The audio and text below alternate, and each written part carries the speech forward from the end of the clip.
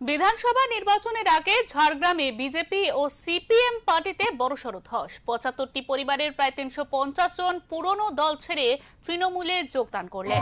বছর ঘুরলে বিধানসভা নির্বাচনের মহরণ। এই মহরণের আগে নেতাকর্মীদের মধ্যে পারস্পরিক শুভেচ্ছা বিনিময়ের লক্ষ্যে বিজয় সম্মেলনের আয়োজন করেছিল ঝাড়গ্রামের গোপীবল্লভপুর ২ নম্বর ব্লকের তৃণমূল কংগ্রেস। সেই বিজয় সম্মেলনের মঞ্চ থেকেই শতাধিক কর্মী বিজেপি ও সিপিএম পার্টি ছেড়ে তৃণমূল কংগ্রেসে যোগদান করেন।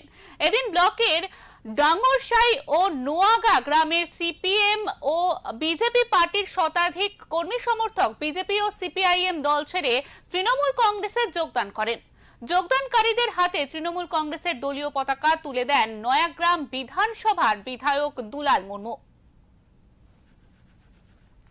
গোপীবল্লভপুর বিধানসভার বিধায়ক ডক্টর খগেন্দ্রনাথ মাহাতো, ঝাড়গ্রাম জেলা পরিষদের মেন্টর স্বপন পাত্র।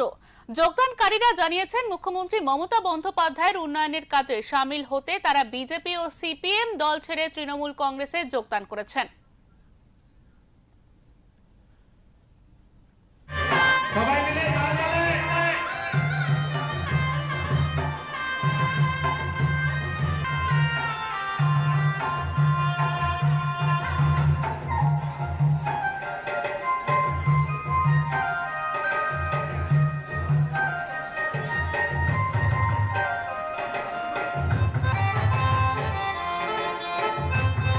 বর্তমান যা দেখছি দেশের পরিস্থিতি বা উন্নয়নমূলক যেভাবে কাজ হচ্ছে তৃণমূলের পক্ষ থেকে, সেটা দেখে আমরা খুশি হয়েছি এবং সাধারণ মানুষকে নিয়ে আমরা যোগ দিয়েছি। কতগুলো পরিবার আজকে যোগ দিলেন? আমাদের সেখানে ৫৫টার ভিতরে ৫২-৫৩টা মতন পরিবার। ওই ৫৩টা পরিবারে কত কর্মী যোগদান করলো?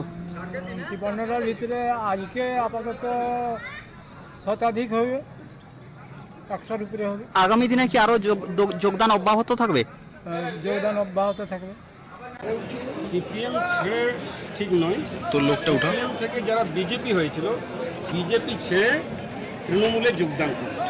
কারণ সমস্ত মানুষ বুঝতে পেরেছে যে একমাত্র মমতা বন্দ্যোপাধ্যায় মানুষের জ্বালা যন্ত্রণা, অভাব, অভিযোগ, মানুষের ন্যূনতম যা চাহিদা, উন্নয়ন হোক, শান্তি হোক, সম্প্রীতি হোক, সেটা একমাত্র মানুষকে ভালো রাখতে পারে মমতা বন্দ্যোপাধ্যায়। তাই তারা বুঝে নিয়েছে যে বিজেপি পার্টি শুধু মুখে বড় বড় ভাষণটা মানে, শুধু মিথ্যা কথা বলে, ভাঁওতা কথা বলে, কিন্তু কাজের কাজ মানুষ দেখতে পাচ্ছে। সারা দেশ জুড়ে আর বাংলা জুড়েও বিজেপি পার্টি মানুষের জন্য নয়, বিজেপি পার্টি হচ্ছেন ধনী লোকের পার্টি।